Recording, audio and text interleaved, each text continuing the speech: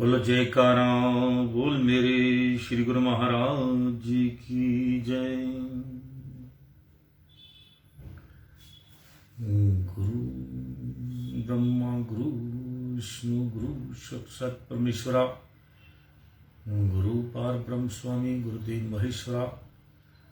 त्वमेव माता च पिता त्वमेव बंधु च सखा त्वमेव विद्या च तर्वण त्वमेव मम देव देव देवो वंदो चरण सरोज गुरु मधुमंगलागार। जैसे वतनर होते हैं भवसागर से पार, गुरु जी के सिमरन मात्र से नाशत विगणन। तासे सर परम में ध्यावत है सब संत, हा प्रकटे जगत में जीव का निस्तार ने। शब्द नाव बनाए सुंदर जीविका को तारने, नम्रता और दीनता से भेंट सतगुरु लीजिए। मैं हूं शरणागत तुम्हारो दास अपना कीजिए। मैं धर्मवीर आनंद अमृतवाणी सेवा ट्रस्ट एवं हरिहर सत्संग मंडल की तरफ से आज 31 मार्च 2022 अमृतवाणी सेवा ट्रस्ट एवं हरिहर सत्संग मंडल की तरफ से दैनिक सत्संग का कार्यक्रम आरंभ करते हैं।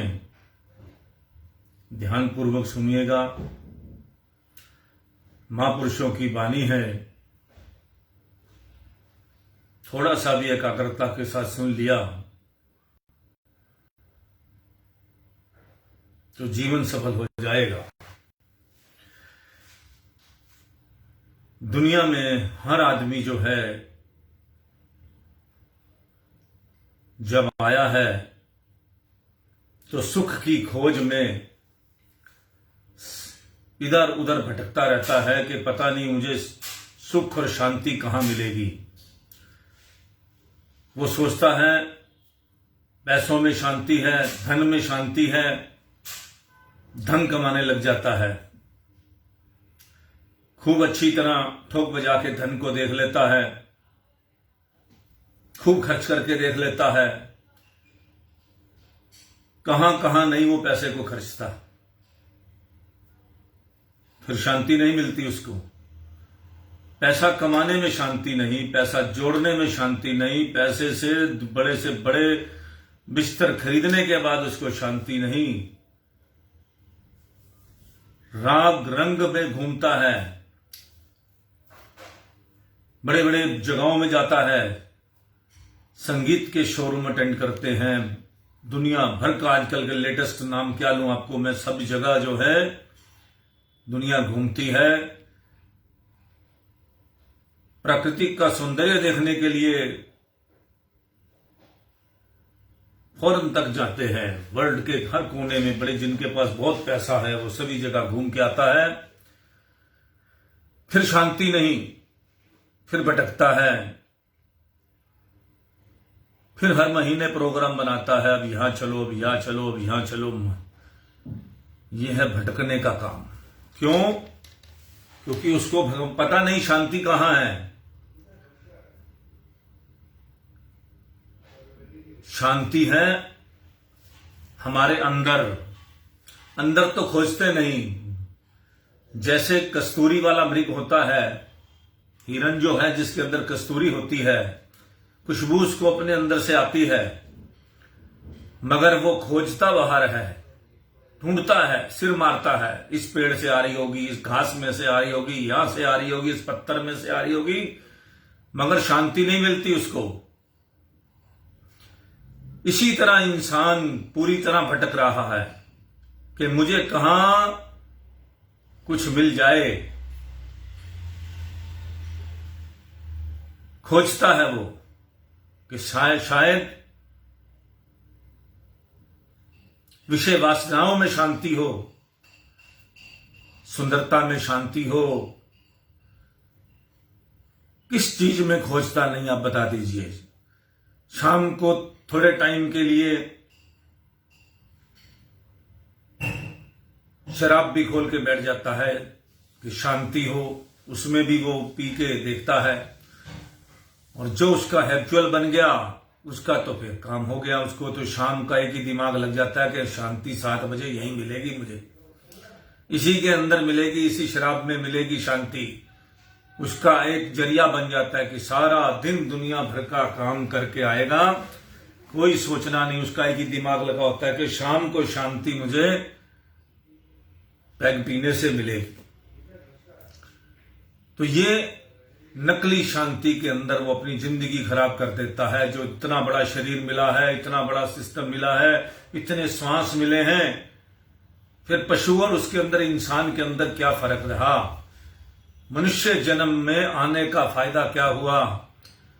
और महापुरुष कहते हैं मनुष्य जन्म बड़ी मुश्किल से मिलता है, इसके अंदर अच्छे कर्म कर लो, किसी का भला कर लो, जो साथ जाने वाला सिस्टम है उसको जोड़ लो। चल संपत्ति अपनी पैदा कर लो, अचल संपत्ति तो यहीं रह जाएगी, क्योंकि जो शरीर है वो नाश्वर है, वो यहीं रह जाएगा, जल जाएगा, 5 उसमें मिल जाएगा। भौतिक शरीर जो है यहीं रह जाएगा। उसके बाद जो लौकिक शरीर है, जो आत्मा है, वो परमात्मा जो अपना अब उसके साथ अच्छे काम किए होंगे, किसी को अपना बनाया होगा, कोई आगे का रास्ता खोजा होगा, तो भटकेगी नहीं, वो सीधी अपने लोक में जाएगी। किसी को मुक्ति मिलेगी, बड़ी रेयर काम है मुक्ति लेना, या दोबारा जन्म मिलेगा, या 84 लाख कटेगी। वो कर्मों का, वो कुदरत का टस से मस नहीं हो सकता। वो ब्रह्मांड टल सकता है, लेकिन ये कर्मों का जो खेल है वो टल नहीं सकता। सिर्फ महापुरुष जो है वो इसको इजी सिस्टम बना देते हैं। आपको अगर आप मालिक के चरणों में लग गए और आपसे कुछ बुरे कर्म हो गए, तो महापुरुष जिनके आप जो आपके मालिक हैं वो इसको नाम जपाकर, भक्ति कराकर इसको 5 स्टार की तरह आपको भुगता देंगे। एक आदमी बीमारी काटता है, हाय हाय करके, ना अच्छा डॉक्टर होता है, ना अच्छा अस्पताल होता है, ना अच्छा देखने को होता है। और एक आदमी बीमारी काटता है 5 स्टार हॉस्पिटल के अंदर, अच्छे बेड, अच्छा स्टाफ, अच्छा देखने वाले। उसके पीछे कुदरत ने आपको कर्म घटाने के लिए पैसे भी दे रखे हैं। तो ये है, हर तरीके से कुदरत जो है फिर अपने बच्चे को इस तरह से काम करती है। तो इसलिए कर्मों का खेल जो है उसको ठीक करो, कर्म ठीक करो। बार बार एक बात कहता हूं, छल कपट किसी काम नहीं आने। प्रभु का सिमरन भोलेपन से काम आएगा। जो आदमी सोचता मैंने छल कपट से ये काम कर लिए, मेरे पास बहुत लोग आते हैं, बहुत अफसरों को मैंने देखा, बड़ी दुनिया भर के ब्यूरोक्रेट्स देख लिए, रिटायर होने के बाद भी देख लिए, रिटायरमेंट के बाद पहले भी देख लिए, कुछ नहीं है, शांति कहीं नहीं मिलती उनको, भटक रहे होते हैं।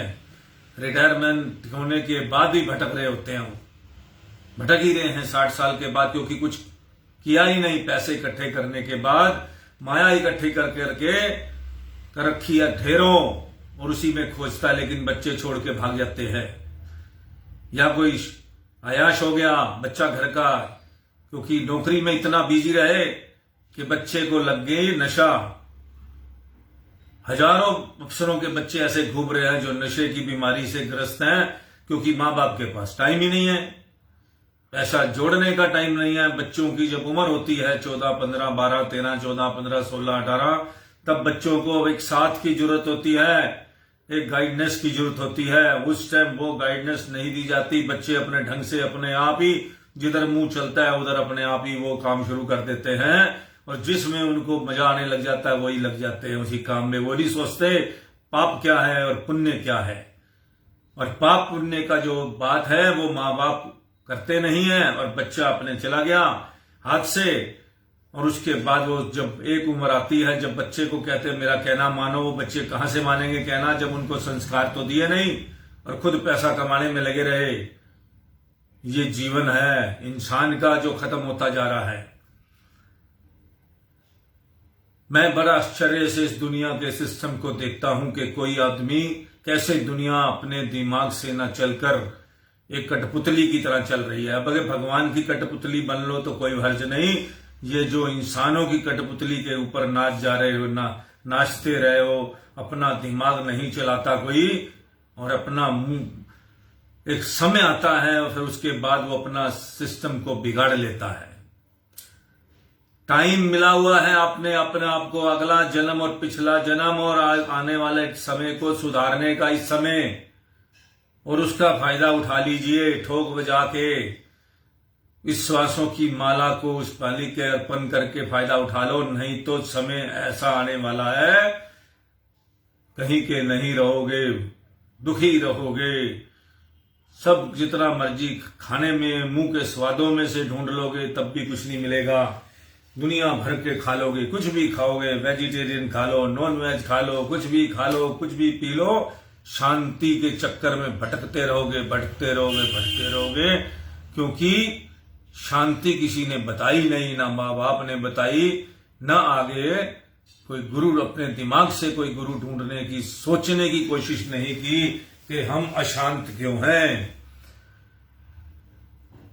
और जिस टाइम जो है ये समझ आ गई शांति कहां है, और फिर उसके बाद भी आपने उसको परमानेंट अपना सिस्टम नहीं बनाया,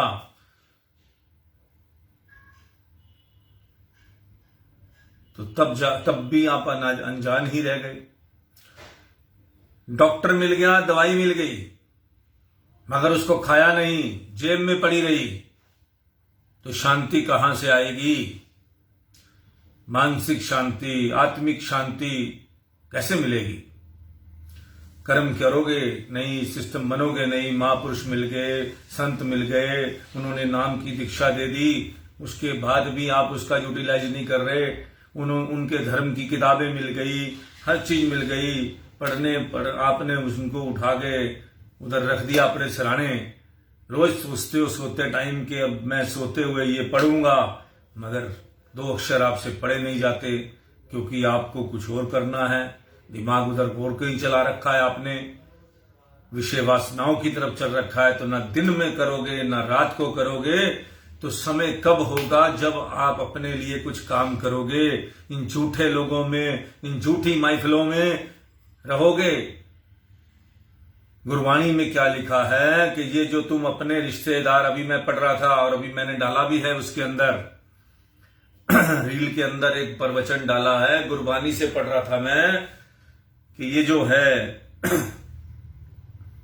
जो तुम सोचते हो हमारे रिश्ते नाते ये सब बने हुए हैं, जिसमें मगन हो रहे हो, ये किसी काम नहीं आने, ये परलोक में काम नहीं आने।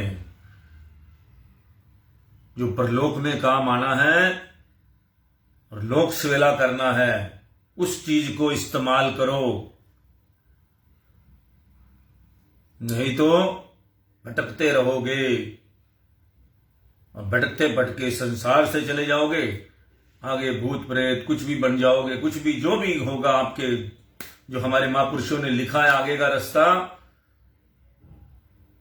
आगे क्या क्या होता है सब किताबों में है, सब ग्रंथों में महापुरुषों ने सब लिख चुके हैं कि कितने शरीर हैं हमारे। ये शरीर चला जाएगा, फिर सूक्ष्म शरीर है, फिर करण शरीर है, 2 शरीर और अभी आगे चलेंगे। ये सब चीजें जो हैं, और वो जो फिर आपको उसी हिसाब से आपको मिलेगा, जन्म मिलेगा। 84 लाख जोनियां हैं। इस बात को समझ लो। ये चारों तरफ दुनिया भर के अंदर आप घूमते रहोगे तो आपको कितनी जोनियां नजर आ रही हैं, गिनती भी नहीं है। कोई जल में है, कोई हवा में है, कोई पृथ्वी के अंदर हैं, कितना कुछ जोनियां ही जोनियां हैं। कोई ऊपर चल रहे हैं, कोई जानवर है, कोई पशु है, कोई कीट पतंगा है, नभचर हैं, जलचर हैं, मतलब कि कितनी योनियां ये कहां से बनी? ये सब हम ही हैं। किसी के एक मच्छर उगता है, उसकी मौत एक रात की होती है, कितना लाखों मच्छर निकलेगा अभी एक रात में, कई 2, 4, 5 दिन 15 दिन रहेगा, करोड़ों मच्छर मर जाए। कौन है ये सब ये जीव हैं। ये जीव यही है। इसी के बाद फिर अगला जन्म, फिर अगला जन्म, फिर अगला जन्म। और जब तड़प तड़प के कहोगे मुझे भगवान ने ऐसा बना दो कि मैं इस जीवन से छुटकारा पालूं, इस जन्म मरण के सिस्टम से छूट जाऊं, वो जब आपका समय वो मनुष्य जन्म मिलता है मां के गर्भ में, जब गरुड़ पुराण पढ़ोगे, हमारे कोई ग्रंथ पढ़ता नहीं है, जब हमारा गरुड़ पुराण पढ़िए, उसके अंदर मौत का पूरा सिस्टम दे रखा है कि मां के पेट के अंदर बच्चा कैसे प्रॉमिस करके आता है भगवान से। उस टाइम उसकी भगवान से आत्मा की परमात्मा से तार जुड़ी होती है कि प्रभु मुझे इस कुंभी नरक से निकाल दे, ये कुंभ है, इसके नरक से निकाल दे और मुझे बाहर निकाल। मैं तो तड़प तड़प के जब वो कहता है वो बाहर निकलता है। फिर उसके बाद जो है कुंभी नरक है, पेट में आप पड़े हैं, दुनिया भर का सिस्टम है, आंखें बंद हैं। उस टाइम आपका प्रभु से नाता जुड़ा होता है, उस टाइम कसम उठाते हो बाहर निकाल दो किसी तरीका प्रभु, इतना टाइम काटते हो। उसके बाद उस मां के बाहर निकलते हैं गर्भ से, जब इसको कुंभी नरक कहते हैं, बार बार जन्म लेना। और उसके बाद जो है थोड़े दिनों बाद उस वातावरण में सब भूल जाते हो, एक नेचर की प्रक्रिया है। फिर वो जो कोई हंसाता है पहले कई दिन तो आपको याद रहती है वो बातें, थोड़े टाइम में बच्चे जो है जैसे जैसे कोई महीने का हुआ, 2 महीने का हुआ, 3 महीने का हुआ, धीरे धीरे वो अपनी किए हुए प्रॉमिस भगवान से भूल जाता है। और उसके बाद फिर आप उस वातावरण में आनंद लेने लग जाते हो, जो उस वातावरण से फिर वो रिश्तेदारी बन जाती, सब आपके चारों तरफ आपके कर्मों के हिसाब से वो सारा ओझ आपके चारों तरफ इकट्ठा हो जाता है। किसी ने क्या बनना है, कौन क्या रिश्तेदार बन के आएगा, कोई बाप बनेगा, कोई माँ बनेगी, कोई दी बनेगी, कोई चाची, ये सब सिस्टम जो है कर्मों के हिसाब से, लेन देन के संबंध के साथ आपका क्या खाना है और क्या पीना है, जैसे नेचर ने तय कर रखा होगा वैसे आपको हो जाएगा।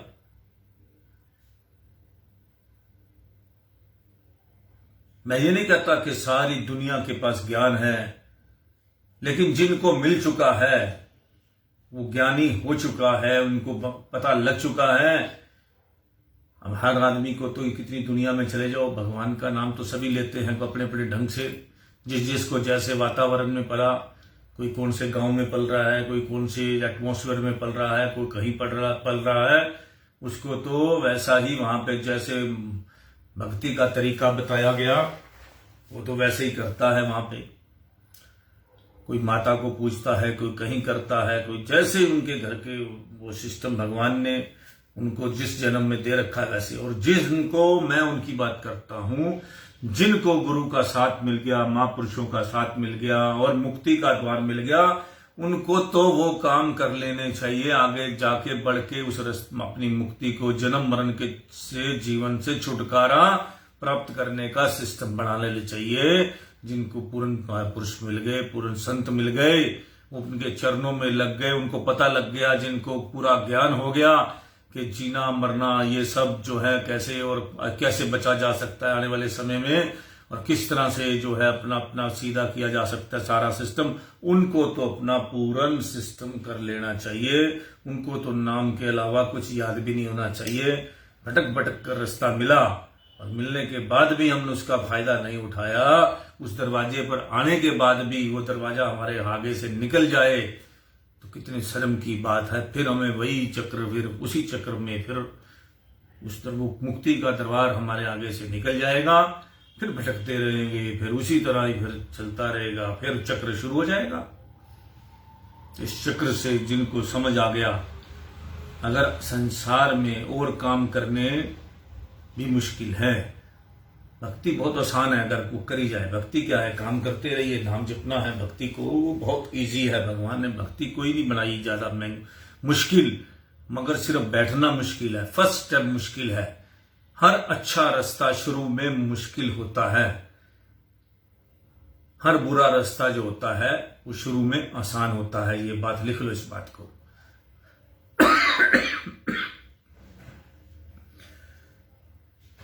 तो शुरू करते हैं अमृत वचन। कई कहते हैं कि सत्संग स्थान पर जाने की क्या आवश्यकता है। प्रत्येक स्थान का अपना अपना प्रभाव होता है। जैसे शराब खाना, जुआ घर, नृत्यशाला का बुरा प्रभाव मन पर पड़ता है, तो सत्संग स्थान के पावन वायुमंडल का प्रभाव क्यों नहीं पड़ेगा। जब बुरी चीजों का प्रभाव पड़ता है, हर जगह आप जाते हैं, जहां भी बुरी जगह पे, वहां आपका मन कितना खुश हो जाता है, कैसे टेम्परेरी आप। तो इसी तरह जब आप सत्संग में जाएंगे तो वहां आपकी आत्मा क्यों नहीं प्रसन्न होगी। आत्मा जब आपको डिप्रेशन होता है, उसमें आत्मा के ऊपर ज्यादा प्रेशर हो जाता है। जब वो समझा के थक जाती है आत्मा, ये रास्ता गलत है, ये रास्ता गलत है, इस पे मत चलो, इस पे मत चलो, तब आत्मा बोलना बंद कर देती है, तब आप भटक जाते हो। क्योंकि आपके अंदर फिर एक ही आवाज रह जाती है। जब आपने का चीज का कहना मानना नहीं बंद कर दिया और उसका बंद कर दिया कि इस दरवाजे को बंद कर दो आत्मा की आवाज वाले को, आपने उसका बंद कर दिया सारा सिस्टम, तो एक आवाज आ गई आपके अंदर से, और वो सिर्फ और मन की आवाज सुनोगे, फिर वो आपको मन वहां भटकाएगा जहां आप सोच भी नहीं सकते। फिर तो आपको वहां गिराएगा, आप कल्पना भी नहीं कर सकते। देख लीजिए सारी दुनिया में आप कुछ भी छुपा नहीं है वहां। अगर सरकार ने मीडिया पे सब दिखाने के लिए पाबंदी है, तो आपको पास दूसरे सारे साधन हैं इस मोबाइल के जरिए कि कैसे दुनिया के अंदर कितना गंदापन चलता है। बचना है, सब दिखता है। जब किसी चीज को खोलोगे, पट खोलोगे, दूर हर चीज ठीक है, दूर बैठ के रिश्तेदार ठीक है, दूर बैठ के हर चीज ठीक है। जब नजदीक घुसोगे, या तो आप गंदे हैं जो उसमें मिक्स हो जाते हैं, और अगर आप स्वच्छ हो चुके हो तो आप गंदगी में मिक्स जाएंगे तो आप मिक्स नहीं हो पाएंगे। इसीलिए जो मक्खन बन गया, पानी और दूध तो मिक्स हो जाएगा। जब तक आप पानी और दूध है तब तक मिक्सिंग हो जाएगी। और जब दूध से बन गया मक्खन, आपका जो है आत्मा जो है बाहर जागृत हो गई, दीपक जल गया, तो फिर आप मिक्स नहीं हो पाएंगे पानी में, फिर उस गंदगी में मिक्स नहीं हो पाएंगे। इसीलिए अपने आप को क्या कहते हैं, इसीलिए कमल का फूल सर्वश्रेष्ठ माना गया। कीचड़ में खिलता है मगर वो अपने आप को उससे अलग रखता है। ले सब वहीं से रहा है, खाना पीना सब, लेकिन कितना सुंदर होता है, रहता है बाहर है कीचड़ से। इसी तरह इंसान, भगवान ने ये उदाहरण बनाए हैं कि संसार में रहो तो कमल की फूल की तरह रहो। इसलिए जो है ये सारा नेचर ने बनाया है। सच्चा सन्यासी किसी पर बोझ नहीं डालता, बल्कि वह कईयों के मन का बोझ दूर करता है। जिन्होंने स्वयं नाम जपने एवं अन्य को नाम जपाने में समय व्यतीत किया, उन्होंने ही समय का वास्तविक लाभ ग्रहण किया। ये लाइन मुझे बहुत अच्छी लगती है। जिन्होंने स्वयं नाम जपने एवं अन्य को नाम जपाने में समय व्यतीत किया, उन्होंने ही समय का वास्तविक लाभ ग्रहण किया। अब लाभ प्राप्त कर रहे हैं आप और हम सब, जो समझेंगे, जो पढ़ेंगे। लाभप्रद सौदा चाहते हो तो संत सदगुरु से ही करो, वे असत्य के बदले में सत्य देंगे। सदगुरु तुम्हें जिस वेश में रखकर भक्ति कराए वही उत्तम है। मन के कहने पर जिद ना करो। हजारों सूर्य चढ़े हों परंतु बिना सत्संग के आंतरिक अंधकार विनष्ट नहीं होता। बेकार को कार्य में लगाना ही उसे उत्तम एवं वास्तविक संयोग देना है। जो आदमी भटके हुए हैं, बेकार हैं, उनको कई अच्छे काम में लगा दिया आपने, भक्ति में लगा दिया, निस्वार्थ सेवा में लगा दिया, तो यही आपका सच्चा असली काम है। जो नाम नहीं जपते उनका मन कैसे शुद्ध होगा, और मलिन मन वाला दूसरों की सेवा क्या कर सकेगा। यदि करेगा भी तो छल ही करेगा। किसी को कुसंग से हटाकर सत्संग की ओर ले जाना, उसे जीवन दान देना है। किसी को बुरे काम की तरफ से हटाकर अच्छे काम की तरफ ले जाओगे तो इससे बड़ी इतना फल मिलेगा आपको, पूछो नहीं। करता धरता मालिक को समझकर उसकी मौज अनुसार प्रसन्न रहने जैसा सुख का अन्य कोई साधन नहीं। गुरु कृपा प्राप्त किए बिना मुक्ति उपलब्ध नहीं होगी, बिना गुरु के गति नहीं होगी। गीता में भगवान कृष्ण फरमाते हैं कि चेतन मनुष्य के लिए निराकार की अपेक्षा साकार रूप की भक्ति सरल और लाभप्रद है। नदी समुद्र में मिल जाती है तो वही रूप बन जाती है अथवा समुद्र कहलाती है। इसी प्रकार अगर मनुष्य भगवान में लीन हो जाए तो उसी का रूप बन जाता है। कभी भी निराश ना हो, आस ना छोड़ो, साहस ना त्यागो, अपने को अकेला ना समझ, ईश्वर को अंग संग समझो। दुखों के पश्चात सुखों की बारी आती है। भक्ति मार्ग में वाद विवाद करना हानिकारक है। यदि कोई जीव मनोरंजन मात्र के लिए भी वाद विवाद करे तो उनसे भी परहेज करना चाहिए। दृढ़ विश्वास एवं निरंतर परिश्रम के समक्ष कोई भी दृढ़ दुख चिरकाल तक नहीं ठहर सकता। दृढ़ विश्वास एवं निरंतर परिश्रम के समक्ष कोई भी दुख लंबे समय तक नहीं ठहर सकता। यदि कोई मनुष्य प्रतिकूल परिस्थितियां देखकर निराश होकर बैठ जाए तो उसे सफलता कैसे प्राप्त होगी। कई बार हम आपके हिसाब से परिस्थितियां नहीं होती तो आप निराश होकर बैठ जाओ कि मुझे तो ये करना था, ये नहीं हो रहा। तो समय का इंतजार करो और प्रभु का नाम लो और मालिक जैसा करेगा सोचोगे वैसा हो जाएगा। ये कलपरी शरीर है, जो मांगोगे वो मिलता रहेगा। मालिक हर आदमी की इच्छा पूरी करता है, समय लगता है। भगवान बहुत बचाने की कोशिश करता है बुरे कर्म वाले को, लेकिन वो डूबना ही चाहता हो। जिसकी मंजिल ही डूबना हो तो फिर कहां से आप मरना ही चाहते हैं तो कहीं फिर तो थोड़ा सा उधर किया वो तो हो जाएगी। जीना चाहते हो तो बड़े 100 रास्ते हैं, जीने के 100 रास्ते हैं। इसलिए कभी भी डिप्रेशन में मत आओ। हमेशा आपको अगर किसी बीमारी से लड़ना है तो खुद लड़के बाहर निकलोगे।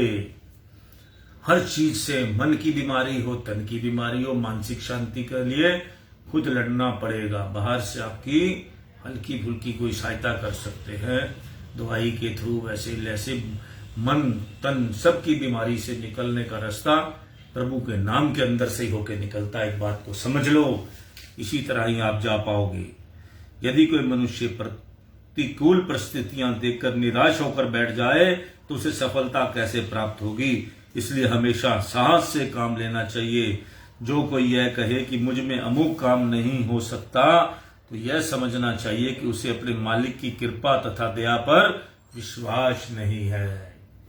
बिना विश्वास के तो दुनिया में कुछ हो नहीं सकता। जिसने प्रभु पे विश्वास नहीं किया, भरोसा नहीं किया, तो वो जो है कुछ नहीं हो सकता। तो आज का सत्संग हम यही समाप्त करते हैं। जो भी सत्संग हो इसको आगे से आगे आप जो है शेयर करें, जिससे क्या है और लोगों को भी फायदा मिले। और जो सत्संग है 1 बार 2 बार पढ़े, अपना जो सुने, ताकि कुछ आपके मन में बैठ जाए। जय सच्चिदानंद।